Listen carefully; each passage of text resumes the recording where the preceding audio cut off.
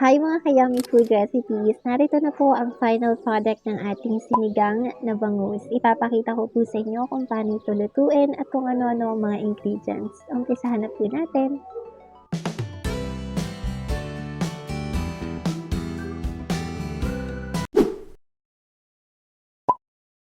Meron po tayong boneless na bangus na nilagyan na po natin ng asin.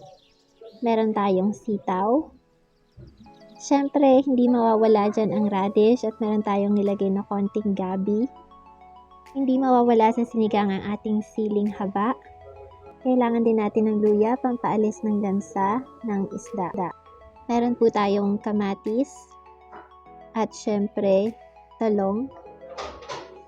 At hindi mawawala ang sibuyas at ang kapartner nito, bawang. Tipin natin today, imbes na kangkong ang gamitin natin, gagamit tayo ng mustasa. So, umpisahan na po nating magluto. Bale, buksan natin ang kalan at iset ito sa medium fire. Pagkatapos niyan, maglalagay po tayo ng cooking oil sa ating kawali. Kahit anong klase ng oil po ay pwede. Next, kapag mainit na po ang ating mantika, maglalagay na po tayo ng bawang. Sunod natin ilalagay ang sibuyas. Pagkatapos po niyan ay halu-haluin lang po natin hanggang sa maging golden brown na siya. Tapos isusunod po natin ilalagay ay ang ginger. Next ay ang ating kamatis. Haluin lang din po ulit. Pagkatapos niyan maglalagay tayo ng patis. Dagdag pampalasa po ito sa ating niluluto. Kakaunti lamang po ang nilagay nating patis. Tapos maglalagay na po tayo ng tubig. 3 tasa po yung nilagay namin dito. Pero ikaw, depende sa iyo kung gaano karami ang water na ilalagay mo. Takpan po muna natin hanggang sa kumulo.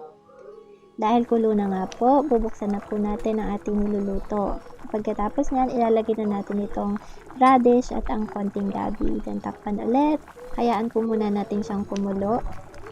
Pagkatapos po niyan ay buksan na natin at ilagay na natin ang sitaw. Next ay ang talong. Pagkatapos niyan, takpan muna natin para maluto ang gulay. Next, maglagay tayo ng seasoning. Ginisa mix po ito. Kakaunti lamang nilagay natin. Then takpan natin hanggang sa kulong-kulo na siya.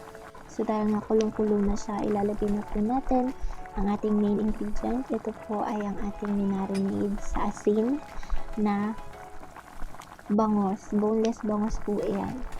Ibig sabihin, wala siyang buto or kahit ano.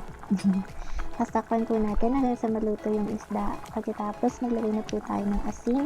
Sa asin naman, kayo na po ang bahala. Tikman nyo na lang po. Kung matabang, dagdagan nyo. So, yan. Sa atin, saktong-sakto lang yung nalagay natin na asin. Takpan po natin.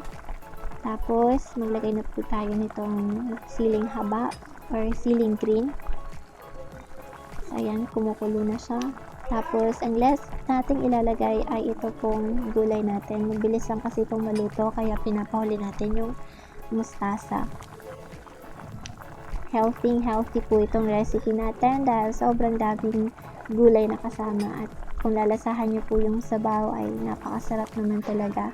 Pero hindi pa po tayo tapos dahil ilalagay po natin ng special seasoning. Ito po ay ang Knorr Sinigang Mix. Isang buong sachet po yung ginamit natin, yung malaki, para feel na feel talaga natin yung asim na hinahanap natin sa isang sinigang na bangus. Kaya sobrang sarap po nito. Trust me when I say that. Ito kasi yung ulam namin kaninang tanghali. So, ayan. Kailangan even yung pagkakalagay natin ng sinigang sa sampalok. At yes, ito na po yung ating final recipe. As you can see, mainit-init pa yan. May mga usok-usok pa dyan. Tingnan nyo naman po. Sobrang sarap ng sabaw. Sana po nagustuhan ninyo. Happy eating!